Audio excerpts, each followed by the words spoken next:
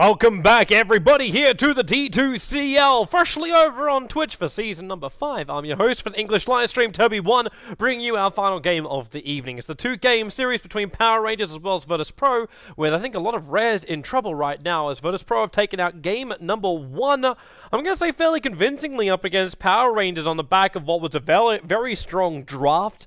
And a very unusual draft coming out from Power Rangers. I think it can kind of go both ways as far as looking at what was really the culprit of game number 1. The fact that the axe, BZZ's axe, was given so much space to do exactly what he needed to do. You pick up a hero like a Huskar, who needs to function on very, very low life, and then you go up against a hero who is capable of taking away your life, no matter what's there to protect you, even if you have the dazzle or not.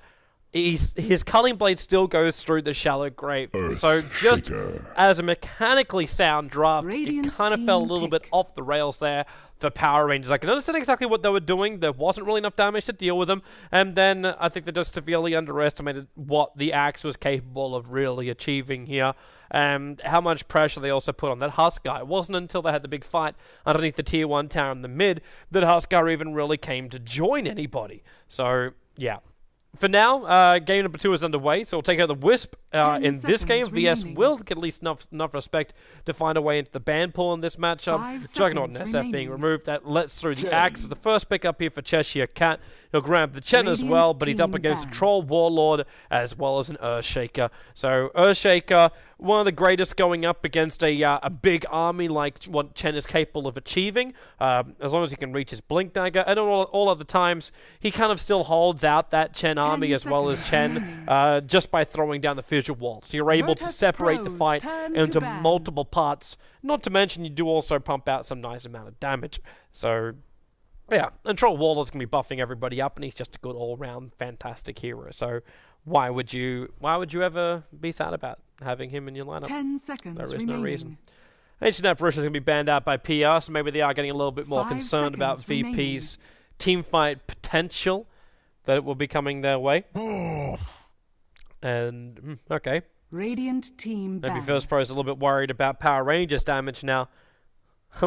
Maybe a little bit like the last game where it was like, well, okay, I mean, survivability. Like, there's just this huge amount of survivability, and VP knew they could work their way through it to get to the culling blade. In this case, though, you're going up against an axe as well as a bristleback and a Chen Hand of God. That would cause you a lot of issues. So the easiest thing to do is just bypass it and not go down that line. At the same time, Power Rangers with a Chen, they got some nice pushing power. They could technically run the axe on the off lane if they want to. They'll probably be a little bit more cautious until they see the rest of VP's lineup before making such rash decisions like that. But the options are still there. And we'll take out, again, that Luna ban. Virtus.pro Banned out in the first series as the 5th ban. And now it's going to find her way being banned out in the second phase, in the 4th spot. With the Witch Doctor pick up here by VP. Seems like it's very just stable lanes. The roaming gank from Earthshaker and Witch Doctor isn't too shabby. Obviously, you got to smoke, get yourself in nice and close for that paralyzing cask. The fidget can help you get into that close range. With the Magnus being banned out too, I think they're a little bit more concerned about what that Troll Warlord will be capable of achieving.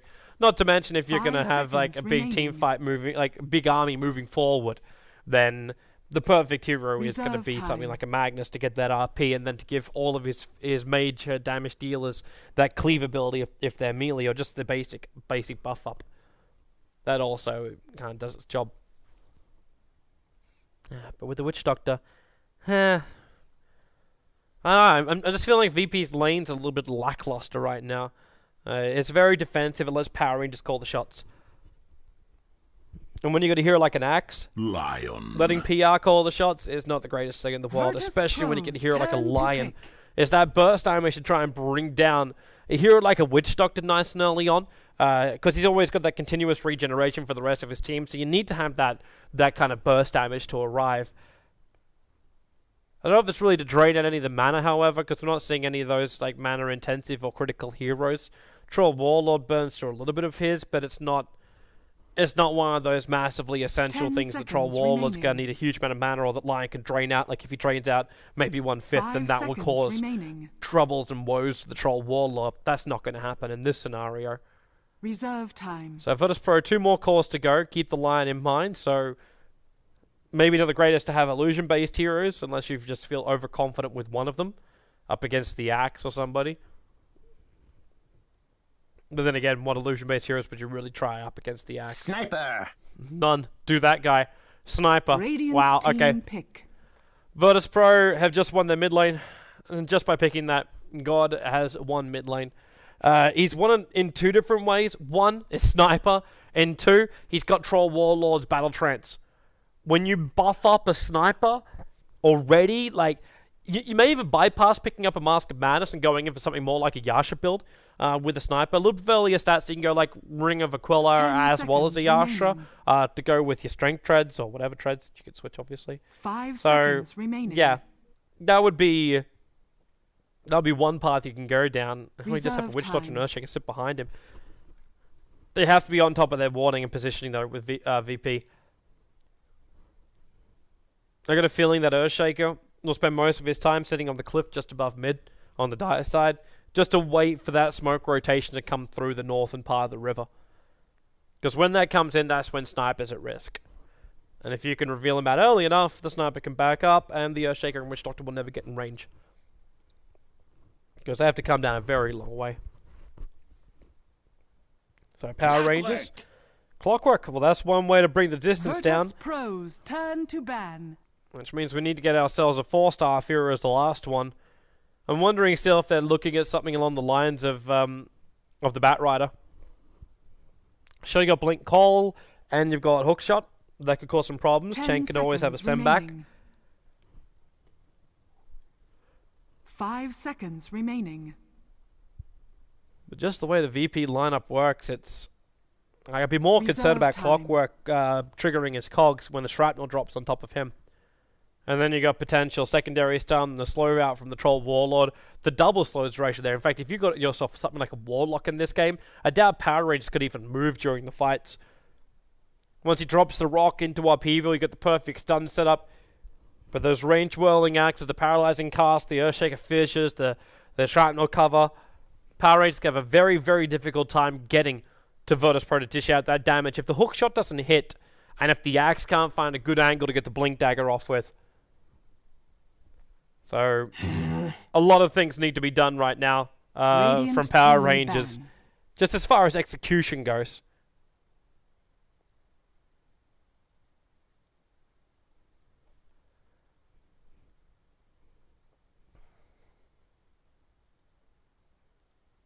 Ten seconds remaining. Alright, so PA was the last ban out by 5 Virtus.pro. Another one of seconds those heroes remaining. that, well, I actually wouldn't mind. It's not a blink dagger hero. So it wouldn't matter if he takes some early hits. It will be the ban out of the Virtus.pro's Batrider turn against to Virtus.pro. It just seemed a little bit more logical for them to grab. Because they need an offlaner. That's why I was like, Warlock, But if you ran a dual lane offlane, hell yeah. Ran a Witch Doctor plus a Warlock. Put Troll and Earthshaker up on top. Sniper in towards the mid. Earthshaker can rotate out. It's a Clockwork versus a Troll Warlord. Troll Warlord should be able to win that pretty well. 10 seconds So remaining. I'd have no problem with that. 5 seconds remaining. So Virtus.pro. Fifth pick. Reserve What have we time. got coming out from you? Something offlane, something you think can tank up against the Axe. Could go down for something which was favoured by both these teams recently, which was more of the Beastmaster. But we go for the Flying Radiant Flaming Rat. team pick. God, I hate this hero. But at the same time, it again works. It's that potentially, it's actually that team fight slow into a possible stun. You don't have really great heroes for attacking to get rid of the Phoenix. Difficult heroes to kill him on the off lane until Lion gets some early levels or gets a Blink Dagger. Once that Blink Dagger is up, Phoenix is in a lot of trouble. Blink to Hex. Follow-up stun. 10 seconds remaining. Life would just be very, very difficult for that bird.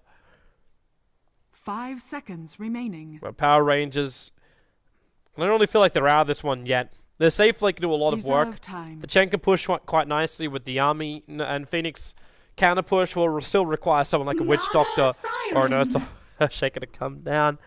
Alright. I'm not sure about this PR.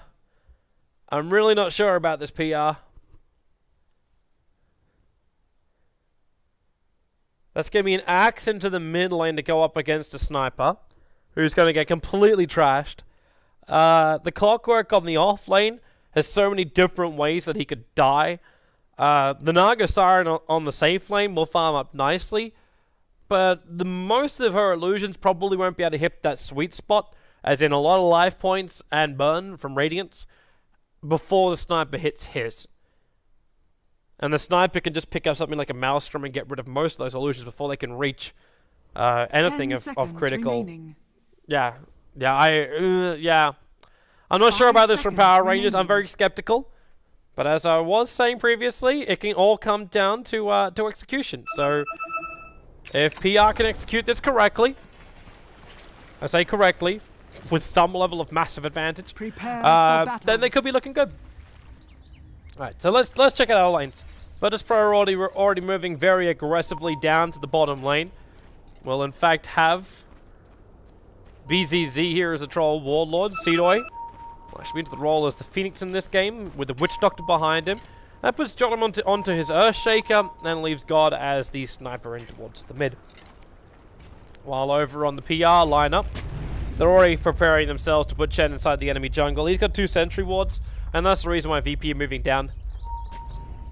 They've at least got to block out these 2 camps. If he can get it right, then he'll take out this one and take out this one. It basically stops the transition. Oh, Scandal. He stopped for a moment. If they want to level up Paralyzing Cask into range rolling axes, yep, that's exactly what they're going to do. Slow him down. Seedoy's got Spirits available if he wants to. He's actually going to level up Dive and Scandal. In for the cold is giving him armor. There's your dive down, back up again, and Scandal, first blood. Goes the way of Virtus.pro. I'm fairly certain he's armor around the tree line, but they just decide to come back in again. As the Dire Observe wards are now going to be placed. Sentries as well. Man, that's a lot of pings coming out from a lion. Saying it must have put one over there. The battle begins. I'd almost say Jotam should fake putting one over here too. They're dropping. Yep, there's your first sentry down. So they at least know the position of one of the sentries of Cheshire Cat. But what they won't be able to find more than likely is this Dire Observer ward. Cheshire Cat's still got the secondary sentry. So where they put another sentry ward over here.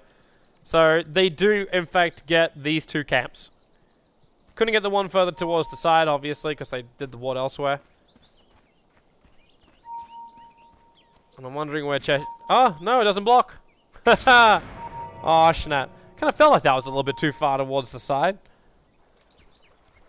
So, no block for you. Meanwhile, in our laning phase, Scandal will in fact have taken the axe to the bottom lane. So he doesn't go towards the mid. Nice fissure. Kind of also helping God to stay alive here, as Sunra can be very aggressive here with Riptide. But he's had that bottle coming out to him, and right now he's just bringing out more tangos. Realizing just how low in life he is, that PMS. Trying to help him stay alive against the continuous peppering of the sniper. He's gonna max up Shrapnel. I thought he might have put a little bit more points up into take aim. So God's got some more range to play around here with Sunra, keeping himself out of range of that Riptide. You do still have 3-2-0 versus 2-9-0 movement speed.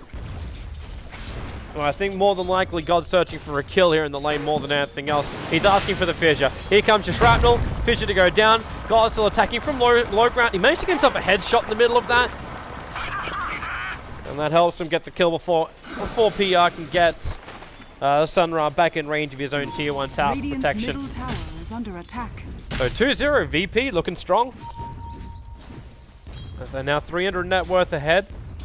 The experience looking better and better as time goes by too, with that first kill over on the Axe and now over on the Naga Siren. What's Clockwork managing to find? Well, he'll find a DD rune. And y'all just has to run himself away from this. It's only 10 movement speed advantage there for Sneeko. So we can't really get too much of an advantage from that. Homing in. Now Scandal looking on the bottom lane. Still 7-4, not too bad. Cedo's managed to find 3 for 1, however, on the off lane, not to mention 3 levels into this Phoenix. So they haven't really controlled the Phoenix up nicely. And J4, well, there's that first sprite missing. Sacrificing his live Seedoy so he can battle into that Lion. Try and keep him ticked down off the front lines. He's only got boots to start with, while that Clockwork's not looking too healthy. Even with his DD rune, there's not enough mana for a Malediction here from Yol. I think Senhiko, well, oh, he got bashed. First hit bash. Is there enough for a paralyzing cast? Even a Malediction right here will be enough. That was just extra insurance more than anything else. I don't think BZZ had any doubts that he was going to reach that range axe attack. VP again off to a brilliant start. Attempted extra stack, not going to happen. They were too late in the pull.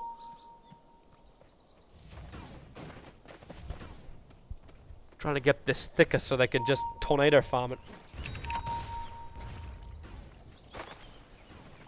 Now we get phase boots over on Troll Warlord. May not seem like much, but now he's got the skills to run down the Clockwork, not to mention just that range physical DPS into the clock, who's only got one salve and a basic stout shield. It's not even like a poor man's shield. He's worse than a poor man. Sunrise in more trouble. Another shrapnel to slow him down. There's no fissure, but the damage output should be enough if you got a headshot, and there it is. He got one just before Sunra was going to reach that tree line. And because of it, now it's 4-0 in favor of Virtus.pro. Radiant's middle tower is under attack. Does Cheshire Cat get the pull right this time around? There's also a little bit of a battle going on for that bottom rune. Yep, again too early. Got him. Yeah, he's forced to take the bounty. They're at least stopping the bottle. Well, I say stopping the bottle charges in for God, but he didn't buy a bottle. He's got boots and, as well as a Ring of Aquila, so it's purely for rune control. In fact, I don't think we're actually running. Yep, we're not running a single bottle. Checking Dynaside Courier, checking Radiance Courier. Yeah, we don't actually have a single bottle on the field right now. I can't remember the last time I've actually cast a game, and in the first like 4 to 5 minutes, not a single bottle has been purchased. Especially with the way that rune changes have happened, it's very, very unusual. J4's going to have another crack here at Seedoy.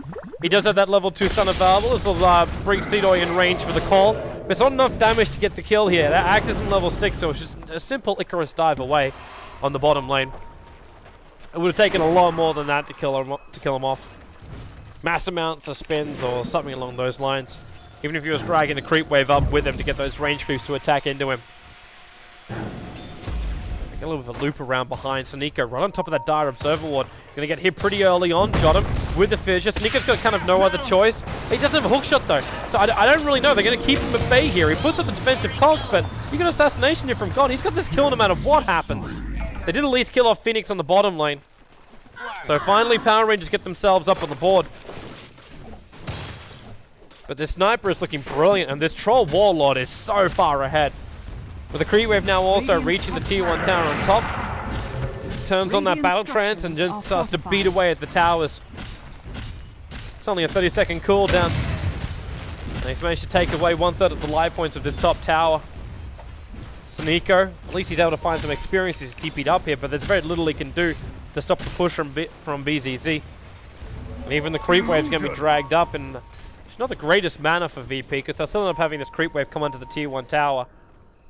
But it makes it almost impossible for Senhiko to move up and find any levels to farm. And God, so up in the face here of Sunra. With a 0-2 Naga, yeah, she's not having a happy time. Senhiko, all he wants to do is get those 2 points of battery assault attacks coming into Yol and isolate him inside the cogs. That's his goal right there.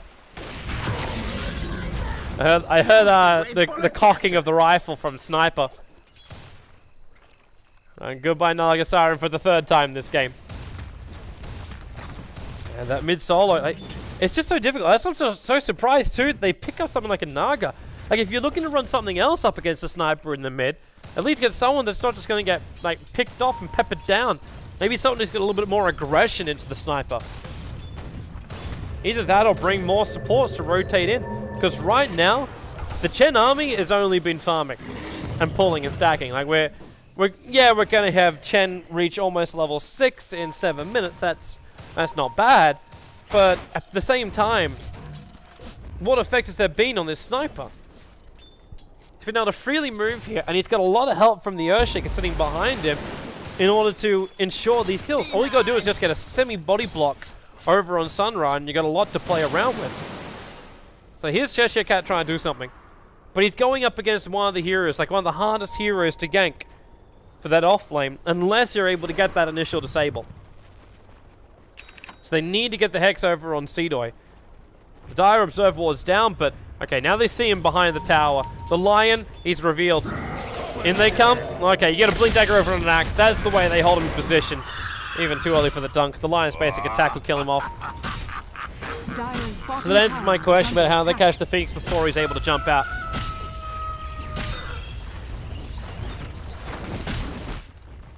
And Yol and Jottam are going to try and find some revenge here. They don't want this tier 1 tower to drop. They're going to have to fortify anyway. What they're going to be scared about is the fact this Radiant Observer Wards is sitting up on top. So when they're going to break is when they get close. And they're on close now. Scandal. Oh, nice cast. Actually stops Scandal from getting the instant call off the Fissure. Trying to actually block in J4 as well as the Chen. It ends up working for them. The Chen army's being pulled back, but Scandal's going to go down to the Malediction tick. So there's no way for him to survive BZZ. Well, Seedoy, well, he does have Nova as well as that Icarus dive. He's just going to try and dive straight through J4. I don't think he's actually got a choice if he wants to try and find the skill. Actually, I take it back. He doesn't have Icarus dive. Eyes were tripping. Sunra. No ensnare. Went 3 points up and Riptide, 4 points up. Yeah, there's not even a single point to help him, like, get that kind of control.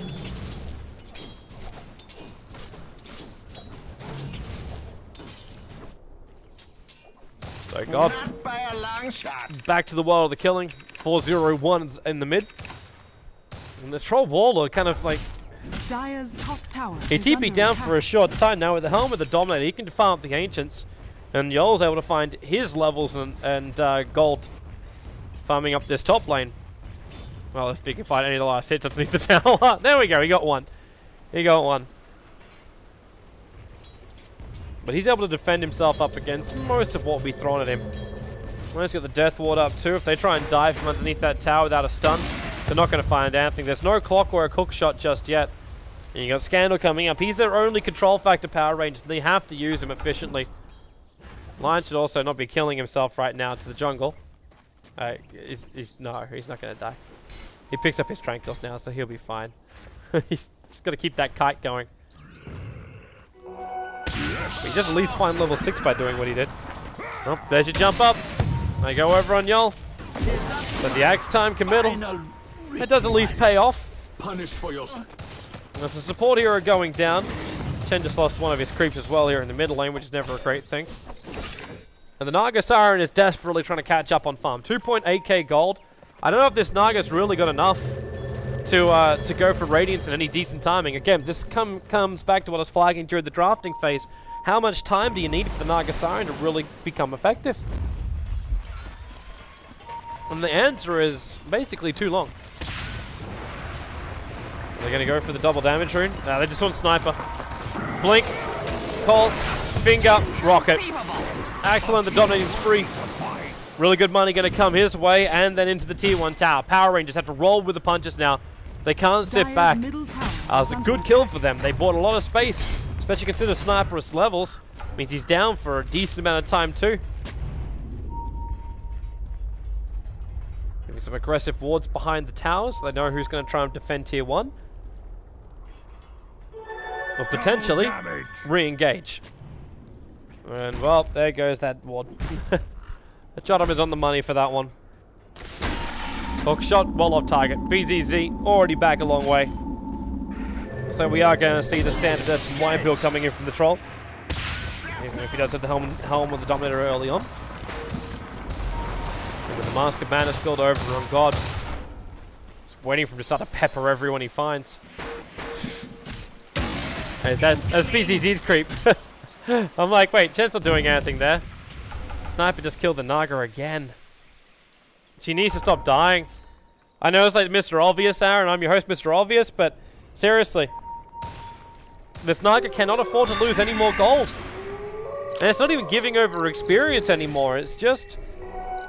The primary problem is the fact she just cannot transition into any form of items, which means useless. J4, that's an invis room, but they go for Cheshire Cat into the Nova, slowing down. Man, look at that burn. Cheshire Cat has a hand of God, try and survive this, but one more Icarus dive, he's going to go back. Radiant's bottom tower is under So attack. at least they managed to get Seedor to use his ultimate, but I highly doubt he's going to put himself in a position of jeopardy. A jeopardizing position. And at least in the next 90 seconds. I don't think PR can even force anything through this time. Remember, it's all about the farm. Oh, they're so close, that Observer Ward 2. Yeah. So Sun Ra, when you're going for something like Radiance, a 3.8k goal is a lot to have on top of you. If you don't... If you're incapable of reaching that amount of money, then you have to start buying up smaller things. You don't want to buy something like a Radiance recipe Radiant's bottom when you're tower building into is your under Radiance, because attack. like still you have that same problem. You have to have 3.8k at one point, and a lot of that's going to be unreliable gold because you're incapable of finding kills without having those items, so you can't survive during the engagements to find the kills. So they have to be a lot more careful about it, and Scandalets do a lot more work. Now, they're trying to play bait games right now with Sun Ra's illusion.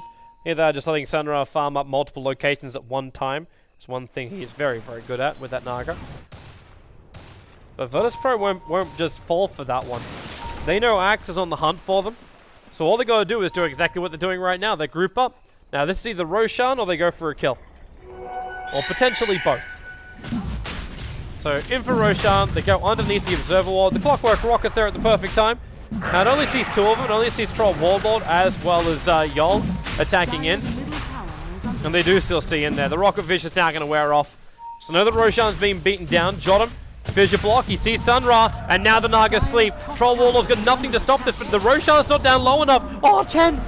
He brought his entire army in, Witch did some decent damage with that Malediction and Deathwater Nova. Perfect position! And Virtus.pro, they're actually going to bring down Power Rangers right now inside the pit. The nice little fly out stun and the jump in. There's your Icarus starting to chase up Cheshire Cat. Double kill for Seedoy. Aegis Immortal into the hands of Virtus.pro. Yes, they did lose their Earthshaker. But what they claimed back was so much better, especially now as they're going to mop up the full Chen army. All four creeps will be going down right now in favor of VP, because Chen can't bring him back. In fact, he brought them in to start with. And the Naga sleep, they couldn't position themselves quite nicely to take the fight. And even if they could, you still had the Earthshaker, who was sitting perfectly up on the high side. Sunrise dead. 5th death to his name now. Paralyzing cuts just to slow him down with a Malediction. Assassination will kill.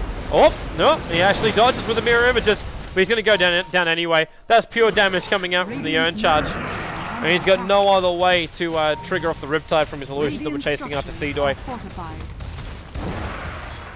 This Troll Warlord is so beefy. 401, he's got the Sanj, you've got Nagus Immortal behind the Sniper. It's actually the full S&Y in for Troll Warlord as well. So no half measures coming out from Troll Warlord. And how's God looking? 5 for 1. And these two cores to the dire side are so scary compared to our 0 for 5 Naga Siren, who at least has 1,800 gold now, but that's still 2,000 away from getting the Relic. And by the time you picked up the Relic, again, I'm starting to sound like an old broken record, but you're going to have that damage output arriving already. Like, it kind of already is there on the Sniper. These illusions are going to get mopped up. They'll never be able to inflict their damage. With 4 points up and take aim, I'm not even sure they can get in range to do any kind of burn damage up against God. I don't think it's even possible. Now Clockwork, hook shots up. The Fissure, actually just trying to keep them separated. The Blade Mill, God needs to get away from this one. The Cold's going to come in as well with the stun, and God's going to get dunked. But they just committed a hell of a lot to just break an Aegis the Immortal. And God's already on the hunt. Seedoy, he can't catch up to him from here, even with an Icarus dive. Now they're just checking the tree lines. Virtus.pro should just push the top lane. Hook shots down, Nagasong's still on cooldown for another 30 seconds. Yes, the Naga is farming up bottom lane, but I'll take that. you're going to take a tier 1 and potentially a tier 2 tower up here on the top lane. We're just a basic push. Dire's middle tower is under attack. Radiant's top tower is So under y'all attack. defends the mid up against this split pushing Radiant Chen. structures are They fortified. fortify at the last moment, but the tier 1 tower is still gone. Radiant's top tower Only leaves has one more on fallen. the field. Scandal, he was getting ready for that jump. Dire Observe Ward in his last seconds now. was able to just flag out the fact that Scanner was looking for the opening. I think they want to jump. BCC's going to have to move very, very fast for this, however. There's no rune. There's Seedoi. Well, he'll find Scandal pretty early on. Going to dive himself down into the Nova. Is that enough of a burn? There's an assassination coming his way. The assassination, they just changed targets. Hand of God can't protect him from that. That's a level 2 assassination up against a level 8 Lion. I actually don't see a way that Virtus.pro can lose this game right now. They're going to be so far ahead. Yeah, reaching almost 10,000 in the net worth and experience. They'll definitely reach it while Axe and Lion are down and this tier 2 tower drops. So Virtus.pro, after a game 1 victory, looked like they might be taking a game 2 victory. And those people that put their res over on VP might be very, very happy right now. 39% of people said Virtus.pro were going to win. I'm pretty certain 20% of those were just value bets. Virtus.pro are finally making really good decisions in games. This is one of these things which I know Cap and I cast VP recently. And we're both saying, like, Virtus.pro, they've showed signs of play like this, where everything just seems nicely structured. There's not too many mistakes, if any mistakes really coming out. None of these massive throws too far on the dives, or just holding back, not farming, not pushing, that kind of jazz. They move from objective to objective, and then suddenly something goes wrong when you hit that 25-minute mark of the game. I suppose at the same time, VP haven't hit that part of the game yet, so maybe that's the clue right there. Finish the game before 25 minutes every single time. No, that's a joke, by the way. I realized my level of sarcasm was not thick enough on that joke. Yes. Joke is never a good joke when you got to explain it's a joke. Yeah. So, Virtus.pro, for me, I'm loving their decision making. They're moving nicely. Their team fights are nice and good too. The pickoffs are working nicely as well. Seedoi had some really good plays throughout this game. And they just keep it up with the objectives. Yol. I saw Chen. But they don't care. Remember, this is just objective-based gaming right now from Virtus.pro. They know how far ahead they are. What's even coming? I'm going to Mithril Hammer in for the sniper. That's that Maelstrom going to work. And Sunra is now going to be 100 gold away. Now 60 gold away from Relic. If he dies right now, I'm going to be laughing my ass off. Yol's in a lot of trouble. Sniper taking a lot of damage here because of the Blade Mail, but they're going to get the return kill over onto the Clockwork. Not the most even of his trades because VP supports right now are worth the same as the number 3 position to PR. But they need more. J4 looking at Troll Warlord. That's a level 1 Finger of Death. It's not enough just yet. Okay, so he's got his Relic Sunra. Let's start with the Riptide. Go into the call. Finger of Death. And then dunk. Quick, effective. And this isn't even 25 minutes yet. A lot of this just came down to the fact that Virtus.pro, they're not sticking together as a team. Their team fight is far superior at the moment. Sure, PR's got some good pushing power, but your team fight is still stronger. And this troll just tried to farm up in this area here without having any vision. This is the vision right now of the Dire's, like, from the Dire looking at their own jungle. And the most amount of vision they're getting is coming from that sniper as he walks up. While PR can see very, very nicely into the Dire jungle. So they know exactly what they're going up against. And when you got that kind of intelligence ahead of you, the Clockwork and the Axe, they really go into their own. And with double Blade Mail builds, it might actually be really important that now this Maelstrom is done for the Sniper, he goes into a BKB. He's going to need that level of protection so he can keep beating into the Axe as well as the Clockwork. Not to mention taking a lot of damage from that Finger of Death is never a great thing. There's your first Mithril Hammer for the Troll Warlord. This will be going into a BKB. I have no doubt of that whatsoever. So we get a 21-minute Radiance over on a 0-5 Naga. Well, it could have been worse. It could have been a hell of a lot worse. Dire's middle tower has been denied.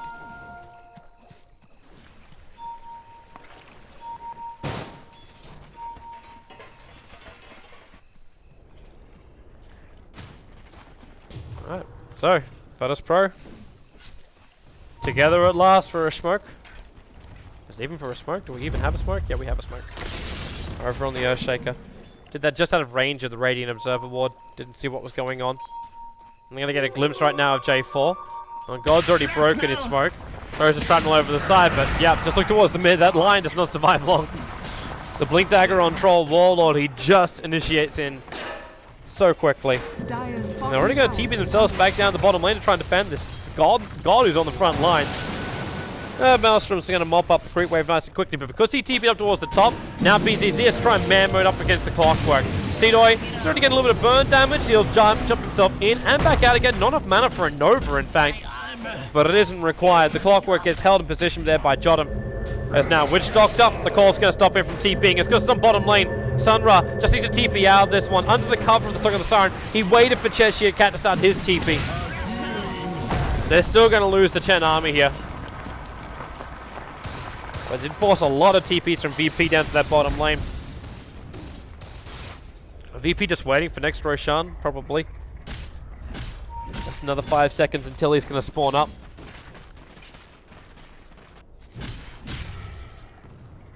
And there he is. It's the same time as Jotum has a quick look. Yep. So they know that Roshan's up, and now in comes the Naga Illusion as well to scatter exactly the same thing. BZZ just jumps in. Then again, that Naga Illusion. He's got to scout it out. Sees God running down. They're going to attack hard and fast. There's your battle trance going again. Well, they can see the fact that Chen's nowhere near there. J4, is that dire? No, it doesn't see up that far. But either way, Aegis Immortal's now going to belong to... going to be given again to God. As BZZ with his ancient farm should be able to get enough cash to pick up his Battle Fury. His Battle Fury. His BKB. In fact, there she is. This will come in handy. So the immunity has arrived for the Troll Warlord. And I think VP are ready to fight now. The Naga still not strong enough with her illusions. I'm wondering too if this Naga was just going to fully commit to split pushing. Going in for something along the lines of BTs after the Radiance. Instead of going for something else, a little bit more stat patty, like Mana style or something like that. Concerned Sunrise doesn't really have enough power in this game yet. He is the highest net worth over on the field for Power Rangers. Once this BKB is up for Act as well, that's actually still not going to provide that much, because the Sniper's going to rip him apart. And so with the Troll Warlord. The only thing, even Death Ward still has this damage. You might feel a little bit more confident going up against the Earthshaker stuns. But the Earthshaker's also not really looking for that initial stun. You build in for a 4-star as opposed to go for something like a Blink Dagger. Radiant's top tower is under attack. So, goodbye tier 2. That Battle Trance, at least fortify and slow him down. There is a bit of interception coming out here from the Clockwork. Able to catch out that dire creep wave, but they've still got one range creep alive, which means if VP want to, they can commit up to the tier 3 tower, while Sunra trying to do the split push at the moment. He has his ability to TP back to base. In fact, he's coming already. And you got one Chen Tornado slowing the, well, movement, but one Fissure will stop that from Jotum. He still has that level 1 Echo Slam, and God needs the vision to keep beating into the town. That's why he's throwing to the shrapnel. Obviously, he doesn't do damage towards the building, so his Overward now on the high ground too. Means that God doesn't have to rely on the shrapnel to do its work. But it will make this creep wave a lot harder to come out and stay alive.